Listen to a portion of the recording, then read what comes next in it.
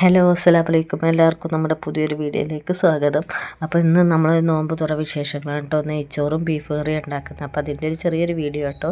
അപ്പോൾ ഞാൻ കുക്കർ അടുപ്പത്ത് വെച്ച് കൊടുത്തിട്ട് കുക്കറിലേക്ക് കുറച്ച് ഇഞ്ചി വെളുത്തുള്ളി ചതച്ച് ഇട്ട് കൊടുത്തു, സവാള അരിഞ്ഞത് ഇട്ട് കൊടുത്തു, പിന്നെ തക്കാളി ഇട്ട് കൊടുത്തു. അന്ന് ഒന്ന് കളറ് മാറി വാടി വരട്ടെ. നമ്മൾ ആദ്യം ബീഫ് കറി ഇട്ടോ ഉണ്ടാക്കുന്നത്. അപ്പോൾ തക്കാളിയും സവാളയും ഒക്കെ വാടി വന്നിട്ടുണ്ട്. അതിലേക്ക് നമ്മൾ ഉപ്പിട്ട് കൊടുത്തു, കുറച്ച് മഞ്ഞൾപ്പൊടി മുളക് പൊടി ഇട്ട് കൊടുത്തു, കുറച്ച് കറിവേപ്പില ഇട്ട് കൊടുത്തിട്ട് നല്ല പോലെ ഒന്ന് ഇളക്കി കൊടുക്കുക. ആ പച്ചമണമൊക്കെ ഒന്ന് മാറി മുളക് പൊടിയുടെയൊക്കെ പച്ചമണം മാറി ആ കുത്തലുണ്ടാവില്ല, അതൊക്കെ മാറി വരുമ്പോൾ അത്രയും നല്ലപോലെ ഇളക്കി കൊടുത്തിട്ട് അതിന് ശേഷം അതിലേക്ക് കുറച്ച് ഗരം മസാല പിന്നെ കുറച്ച് കുരുമുളക് പൊടിയും കൂടി ഇട്ട് കൊടുത്തിട്ടുണ്ട് കേട്ടോ. എന്നിട്ട് ഒന്ന് ഇളക്കിയിട്ട് അതിലേക്ക് നമ്മൾ ബീഫ് ഇട്ട് കൊടുക്കുകയാണ്. കഴുകി വൃത്തിയാക്കി വെച്ചിരിക്കുന്ന ബീഫ് നല്ല നെയ്യും പിന്നെ എല്ലും ഒക്കെ ഉണ്ട് കേട്ടോ, നല്ല ടേസ്റ്റ് ഉണ്ടാവുള്ളൂ. എന്നിട്ട് പിന്നെ നമ്മൾ വെള്ളം ഒഴിക്കാതെ അടച്ച് വെക്കുക. സമയത്ത് പുറത്ത് നല്ല സൗണ്ട് നോക്കുമ്പോൾ പുക കേട്ടോ. അപ്പം കൊതുകൊക്കെ ഇല്ലാതിരിക്കാൻ വേണ്ടിയിട്ട് പുക അടിക്കുന്നതാണ് പുറത്ത്.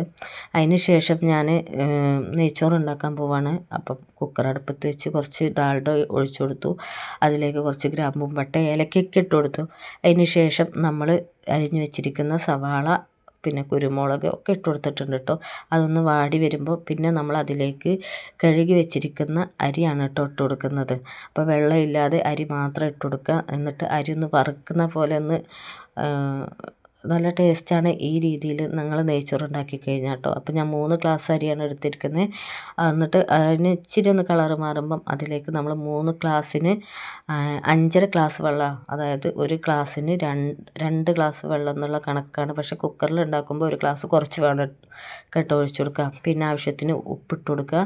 ഒരു നാരങ്ങ പിഴിഞ്ഞ് ഇട്ട് കൊടുത്തിട്ട് ഒറ്റ വിസിൽ വരുമ്പോൾ ഓഫ് ചെയ്യുക കേട്ടോ.